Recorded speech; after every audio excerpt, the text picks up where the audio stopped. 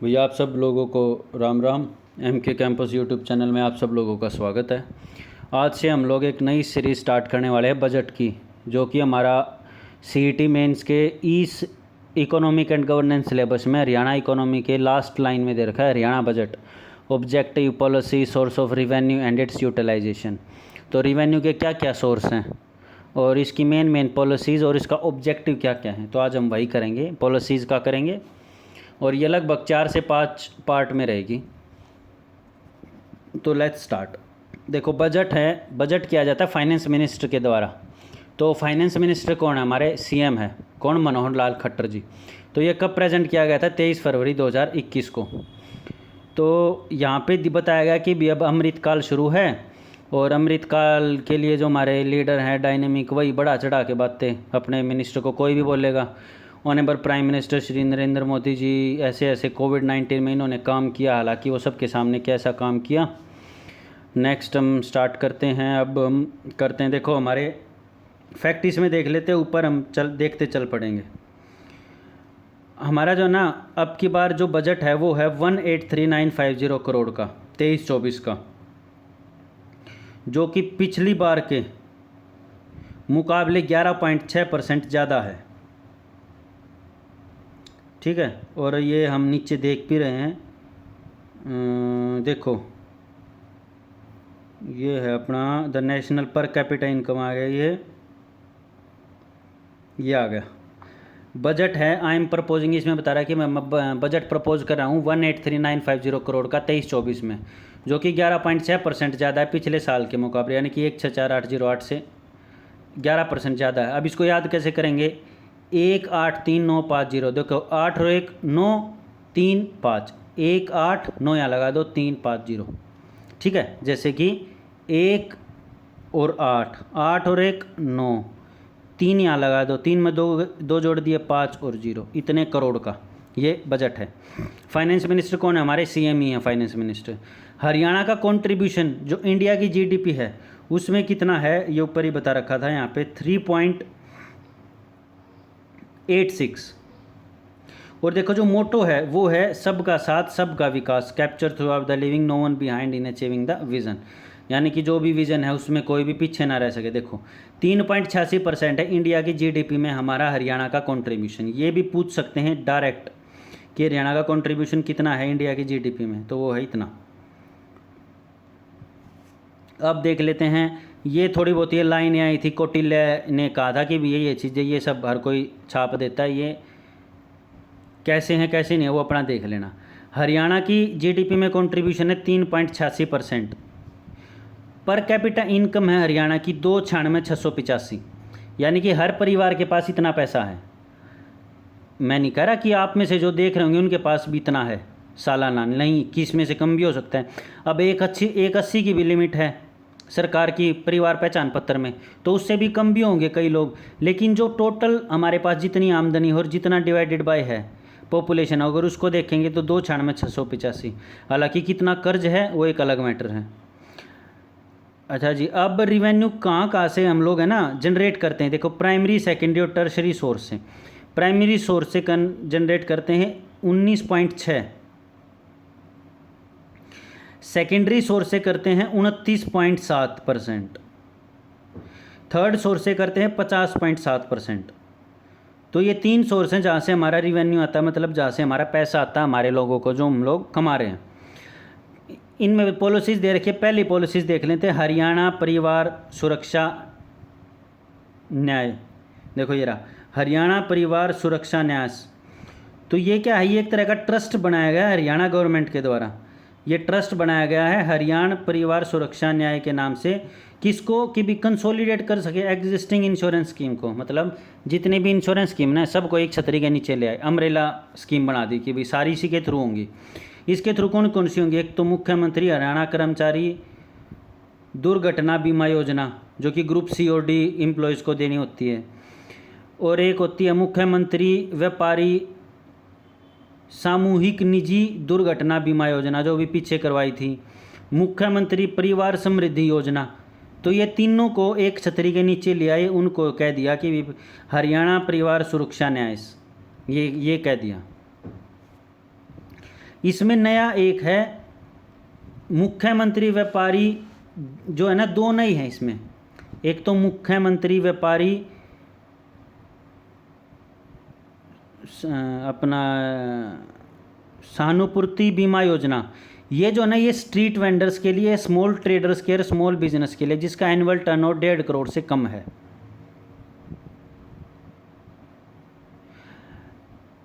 मुख्यमंत्री व्यापारी क्षतिपूर्ति बीमा योजना, यानी कि जिसको भी कोई प्रॉब्लम होती है ना, जैसे स्ट्रीट वेंडर्स हैं जो अपना सामान बेचते हैं, या कोई छोटे मंझोले ट्रेडर्स हैं उनको, या फिर कोई किसी का बिजनेस है उसको, तो उनका एनुअल टर्नओवर जो है ना 1.5 करोड़ से कम होना चाहिए, 1.5 करोड़ से कम का होना चाहिए, तो ये स्कीम उनके लिए है। फिर आ जाती है अपनी दीनदयाल उपाध्याय अंत्योदय परिवार सुरक्षा योजना। ये है, ये मिलती है अगर किसी की मृत्यु हो जाए या कोई अपंग हो जाए, डेथ और डिसेबिलिटी, इनके लिए दी जाती है, जिसकी परिवार पहचान पत्र में फैमिली आईडी में 1,80,000 से इनकम कम हो, उसको दी जाती है। और कैसे दी जाती है, मान लो किसी की प्रपोज असिस्टेंट सैलरी 1 लाख है, तो उसकी एज जो है ना 6 साल से कम होनी चाहिए।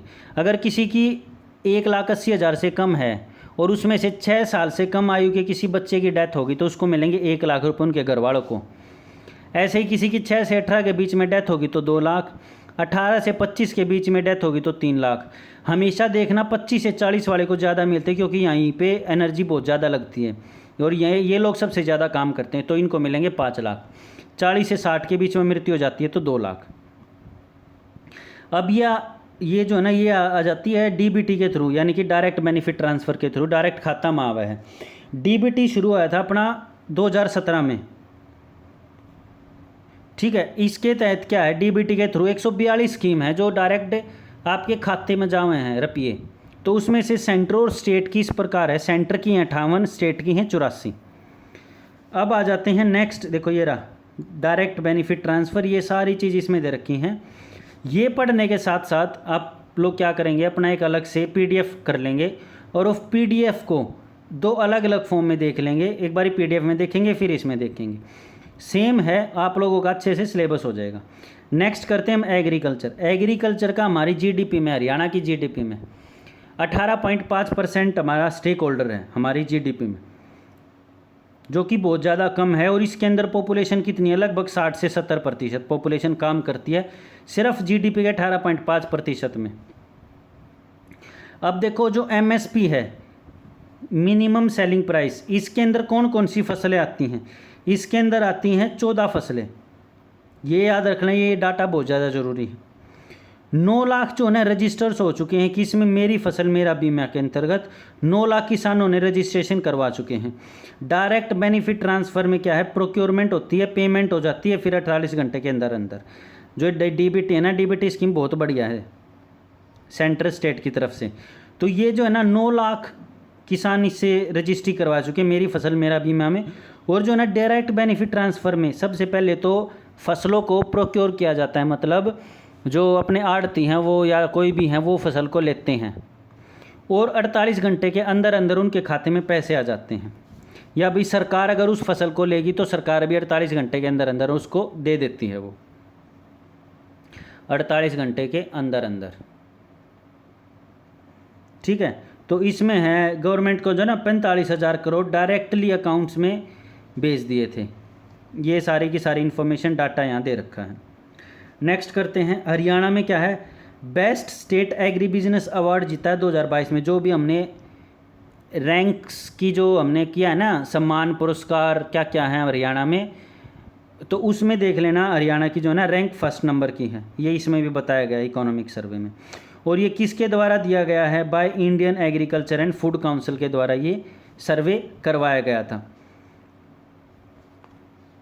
अब देखो जो है ना न्यूट्रिशन के लिए, न्यूट्री सीरियल्स रिसर्च के लिए जो है ना स्टेट ने जो ना हमारे हरियाणा ने एस्टेब्लिश किया है। क्या एस्टेब्लिश किया है, ये कहाँ गया, चौधरी चरण सिंह हरियाणा एग्रीकल्चर यूनिवर्सिटी, कहाँ पे, गोकुलपुरा में, कहाँ पे, भिवानी में, जो कि स्टार्ट हो जाएगी 2023 में। अब वो देखने वाली बात है कब होगी, 2023 में हो गया 2024 में, ठीक है। यहाँ देखो फिर जो है ना यूएन ने सेलिब्रेट किया 2023 को इंटरनेशनल मिलेट्स ईयर। ठीक है, ये याद रख लेना, बहुत ज़्यादा इंपॉर्टेंट है। 2023 को इंटरनेशनल मिलेट्स ईयर। फिर आ जाता है न्यूट्री सीरियल्स रिसर्च स्टेशन किया गया, एस्टेब्लिश किया कहाँ पे, चौधरी चरण सिंह हरियाणा एग्रीकल्चर यूनिवर्सिटी कहाँ के, गोकुलपुरा भिवानी में। ये अभी अभी बताया था जस्ट, यही है वो, देखो ये रहा 2023 में मिलेट ईयर, और अपना गोकुलापुर भिवानी में चौधरी चरण सिंह हरियाणा एग्रीकल्चर यूनिवर्सिटी, जो कि बाजरा कल्टीवेशन के लिए ध्यान देगी, न्यूट्री सीरियल्स रिसर्च स्टेशन बनाया जाएगा, और इन सब चीज़ों के ऊपर ये लोग ध्यान देंगे। सरकार ने कितने प्रपोज किए हैं, 27 करोड़। ये इतनी इंपॉर्टेंट नहीं, कितने अलॉट किए हैं इन छोटी चीज़ों में, मेन उसमें ध्यान रखना पड़ता है कि भी एग्रीकल्चर के लिए कितना बजट प्रमोट हुआ है। फिर अगला कर लेते हैं natural farming training centre.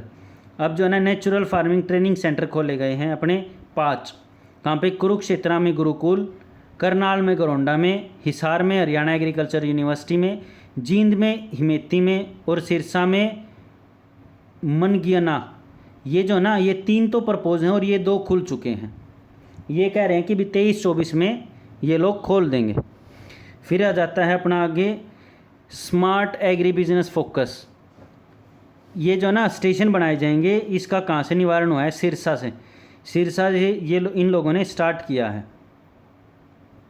Centre for excellence बनाया गया है हॉर्टिकल्चर क्रॉप्स में।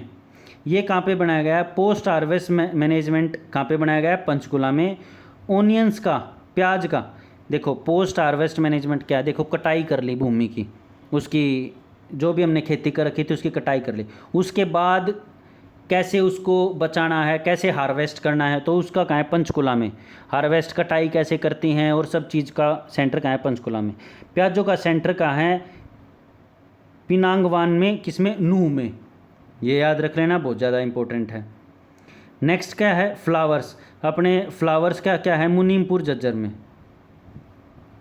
मुनीमपुर झज्जर तो बहुत ज़्यादा इंपॉर्टेंट जगह है, ये याद रख लेना।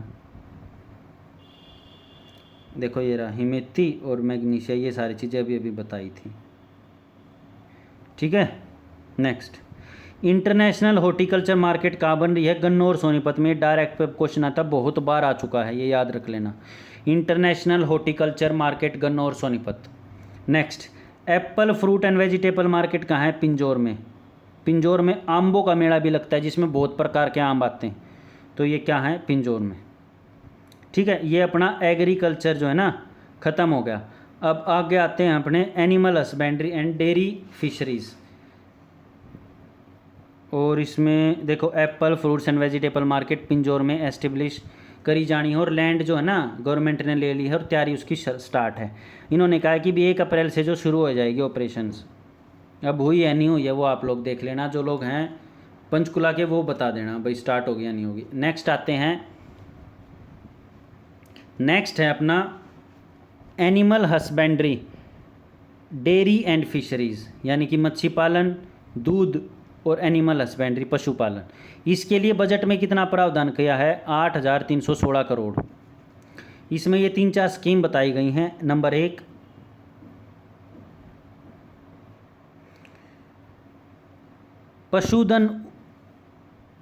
पशुधन उत्थान मिशन, यानी कि ये एक है ना एंटरप्रेन्योरशिप डेवलपमेंट है, जिसके तहत क्या क्या इम्प्लीमेंटेड की गई थ्रू किसके, Haryana livestock development board, plus Shri Vishwakarma skill university जो कहाँ पे है, पलवल में है, plus Lala Lajpat Rai university of animal science कहाँ पे, हिसार में।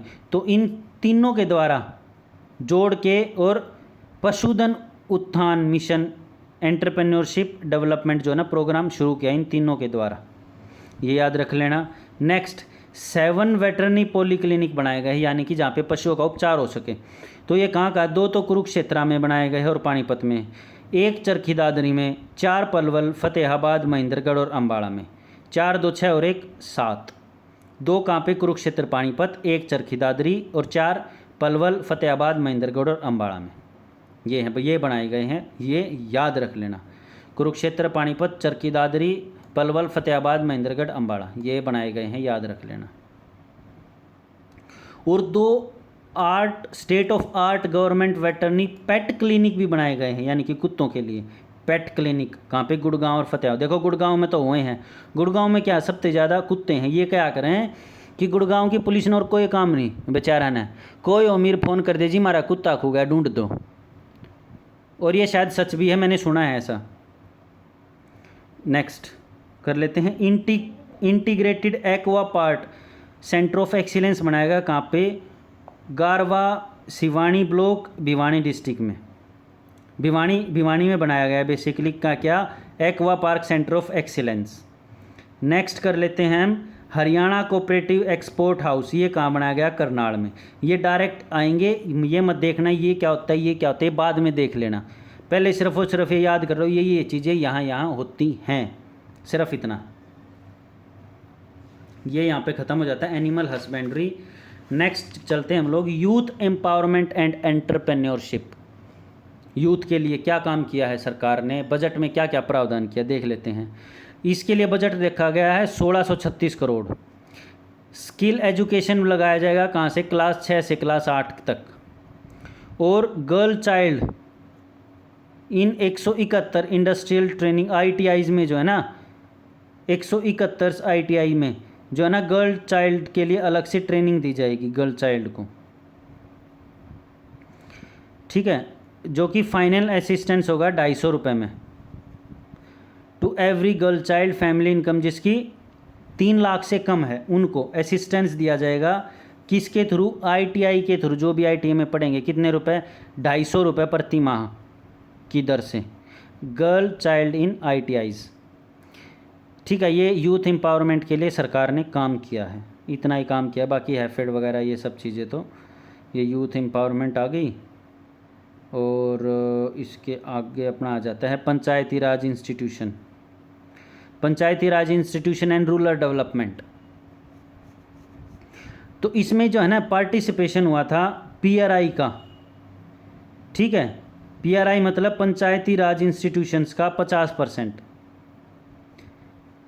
जिला परिषद सचिवालय जो है ना, जहाँ पे अपनी खुद की बिल्डिंग नहीं है, वहाँ पे खुद की बिल्डिंग बनाई जाएगी जो कि जिला परिषद सचिवालय कहलाएंगे।